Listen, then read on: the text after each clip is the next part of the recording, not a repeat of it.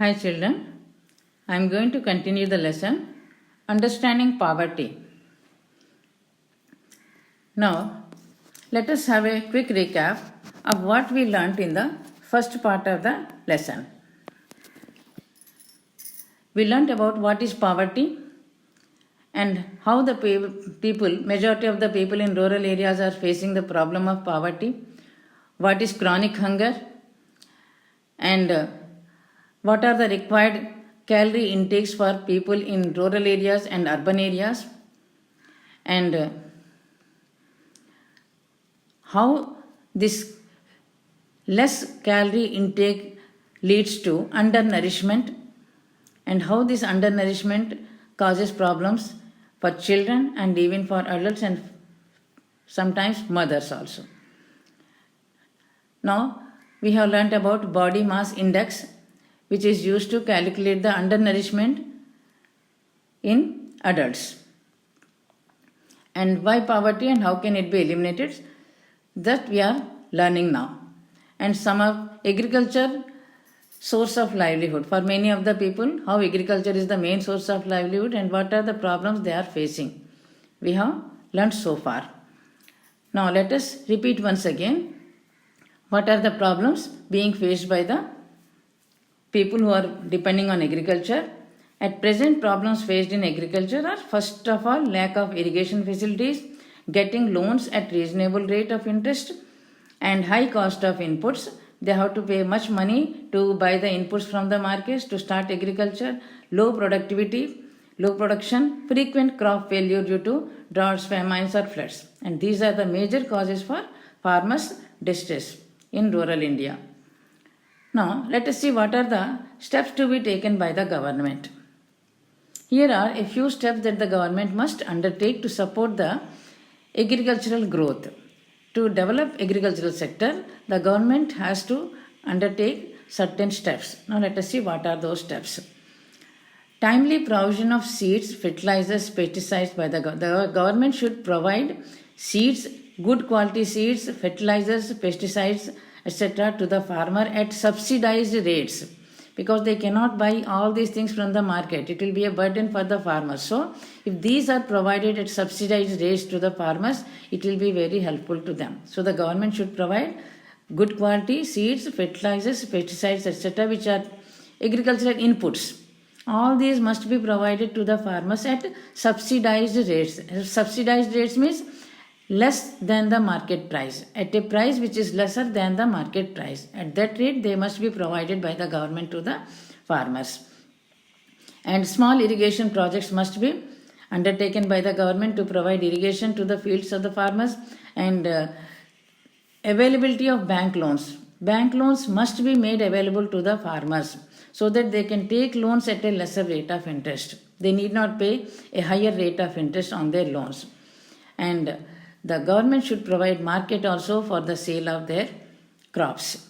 And development of roads, transport systems in the countryside to transport their food grains from the market, from the fields to the market, and from market to the house, like that.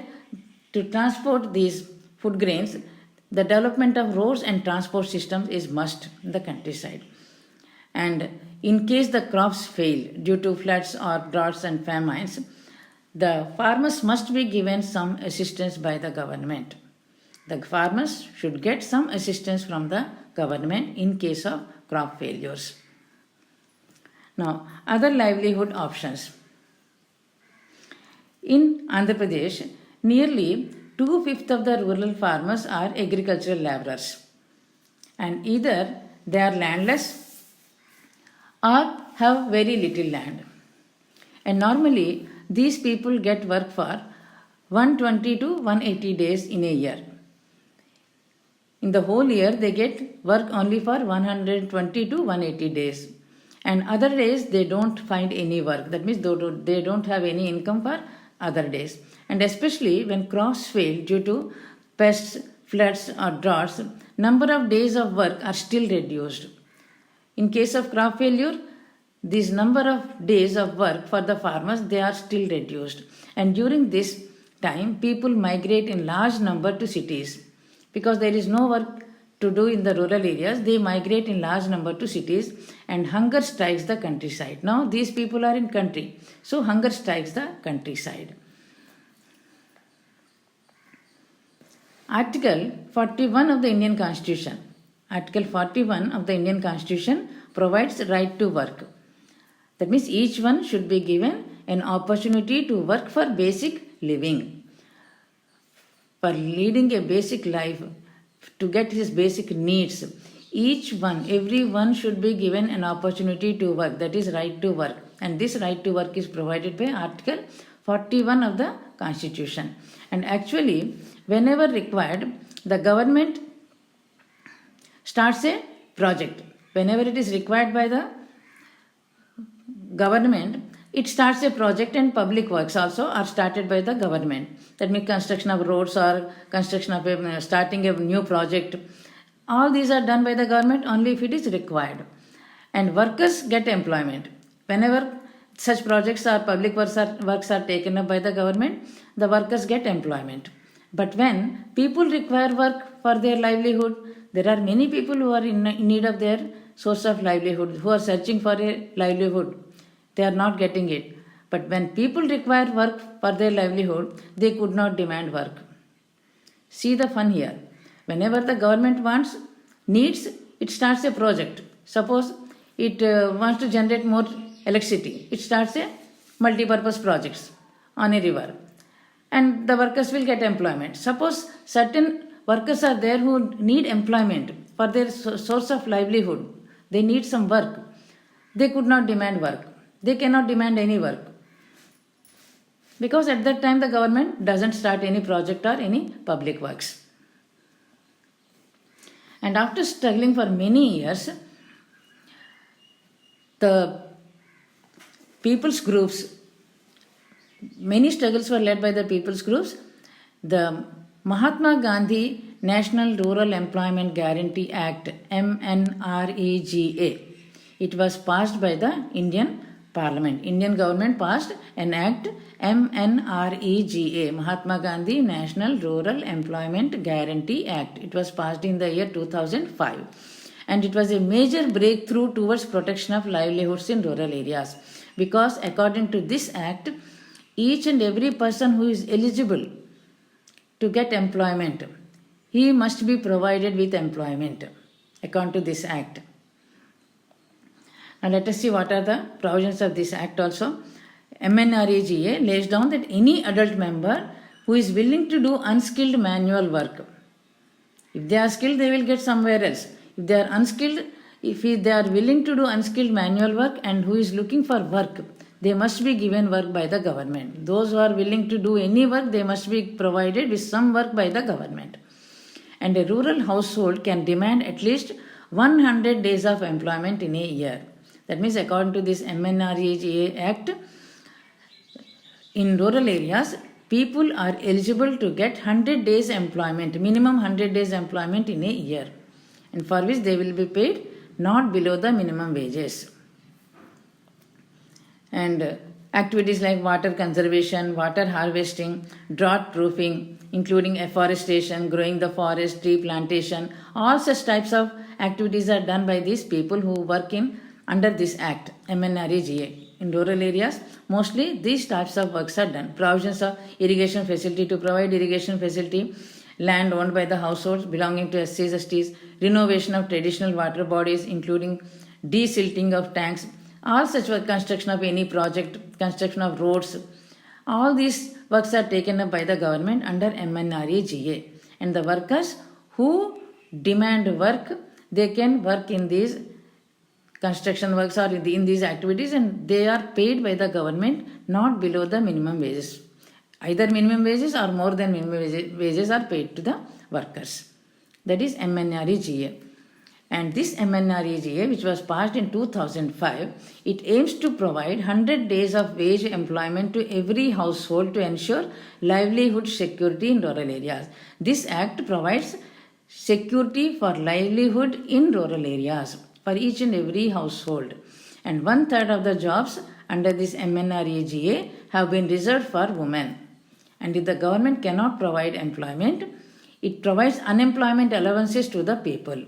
Suppose there are some people who need work, who demand work, but the government is not able to provide work, any work to them. The government pays unemployment allowances to the people who are eligible for this. And this act is considered as major breakthrough towards protection of rural livelihoods. This MNREGA, it is considered as major breakthrough towards protection of rural livelihoods.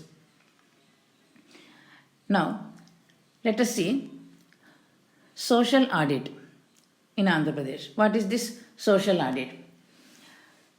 Very often, suppose the government is introducing some employment generation programs.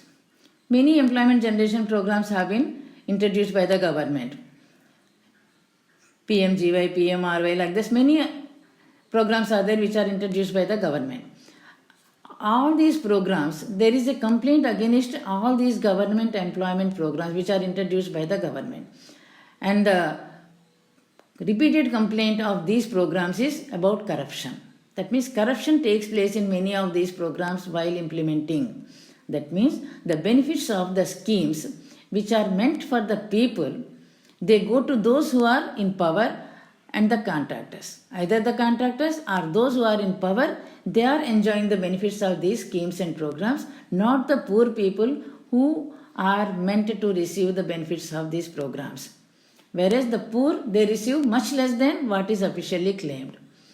Actually, these programs are aimed at uplifting the poor people, for bringing up the poor people. But the poor people, they are not receiving, they are receiving much less than what is officially claimed by them. And to reduce corruption, MNREGA has introduced compulsory social audits. To reduce this corruption in the implementation of employment generation programs which are introduced by the government has introduced, MNREGA has introduced compulsory social audits. Now let us see what is social audit. Social audit is a process by which the community verifies the program and its implementation. What are the provisions of the program and how it is being implemented, that is verified by the community itself. And it tries to find out whether the benefits of the project or activities are reaching the people for whom it is meant. It also verifies whether the benefits are being enjoyed by the people for whom it is meant or any other people are enjoying the benefits. And the Andhra Pradesh experience in this regard has been particularly noteworthy. And the government of Andhra Pradesh has taken an active role in supporting this initiative from civil societies. That means in conducting these social audits, the Andhra Pradesh has played an important role. That means compulsorily these social audits are being conducted in the state of Andhra Pradesh to check whether the programs which are employment generation programs which are being introduced by the government for the poor people, whether the benefits of such programs are reaching the poor people or not. That is social audit. So what is social audit? Social audit is a process by which the community itself verifies the programs, activities and its implementations, and it tries to find out whether the benefits of the project or activities are reaching the people for whom it is meant or not. Now, access to affordable food. You might have heard of Kautilya. His another name is Chanakya. He belongs to Mauryan Empire, and he said in his book Arthashastra was written by him. He said that from his granary the king should set apart one half for the people in the countryside in times of distress and use the other half, and he should replace old stock for new. That means in those days, from Mauryan Empire time itself, it has been mentioned in the books like Arthashastra that the king is responsible for providing food to the people. From his granary, the king should set apart one half for the people. One half of his granary, food grains must be set apart for the people in the countryside in times of distress, and use the other half, and he should replace old stock for new. Now let us see. Alongside employment, the government has to ensure that everyone has access to affordable. Not only providing employment opportunities to the people, but the government should see that everyone has access to affordable food. Everyone is able to buy food at affordable prices from the market.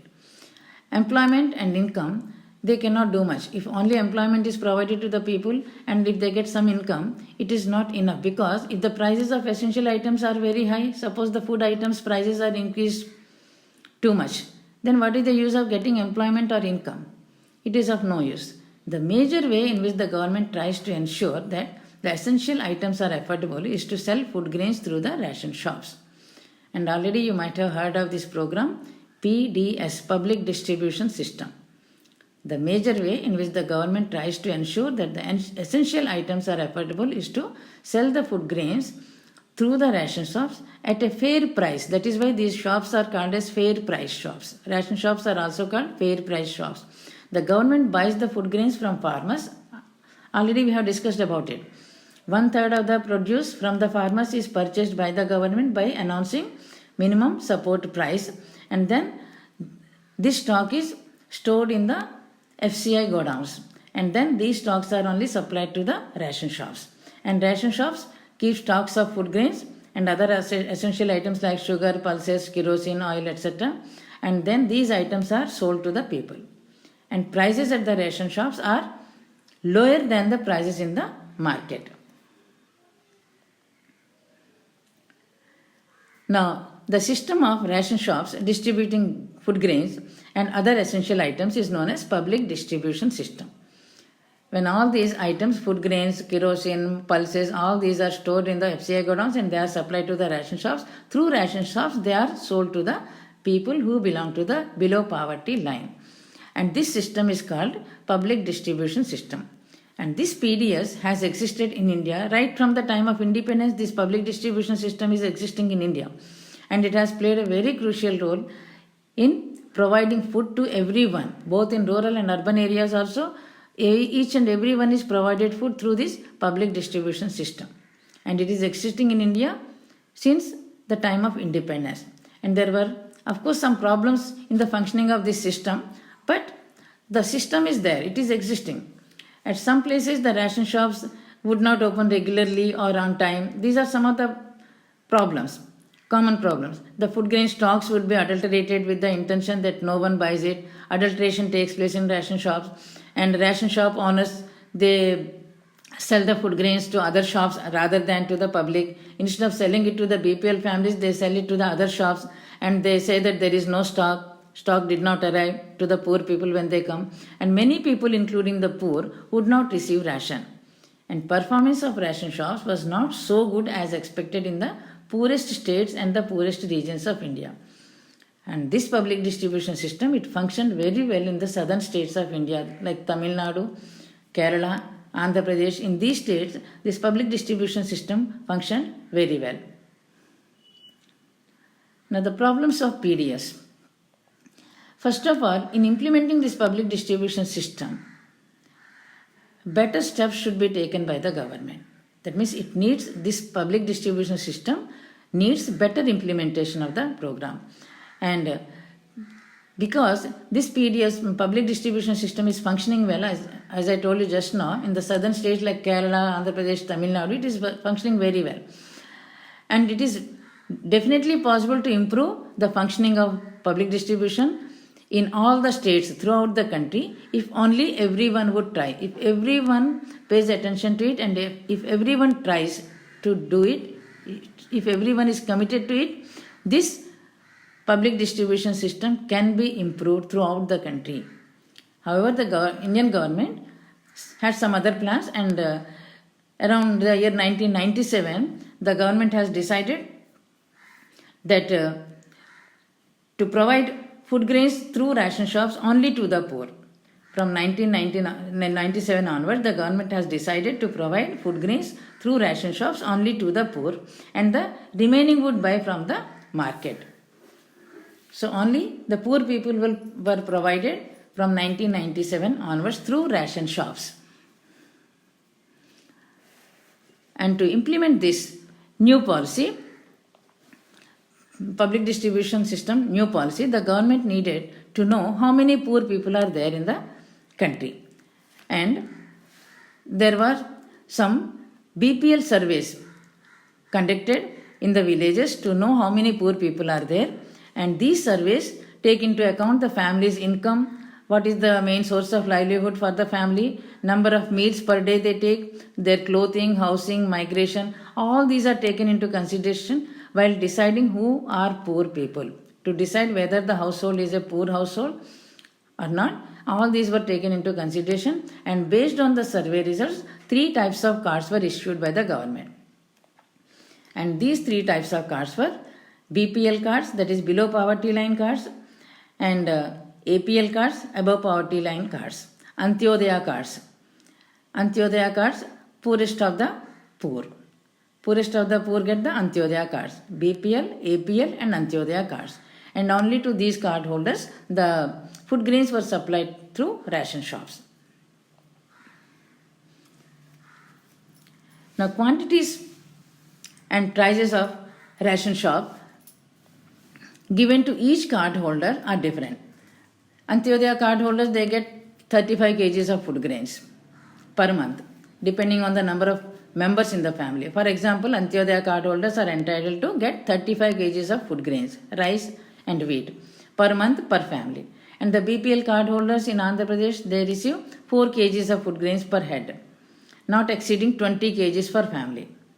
Irrespective of the number of members in the family, they get 20 kgs per family. And the Annapurna scheme card holders, who are the poorest of the poor, they get 10 kgs of rice free of cost. Because they are poorest of the poor, they get 10 kgs of rice free of cost. Now, the struggle towards the right to life. Though the majority in the rural areas consume less than the required calories, a survey made by National Sample Survey in 2004.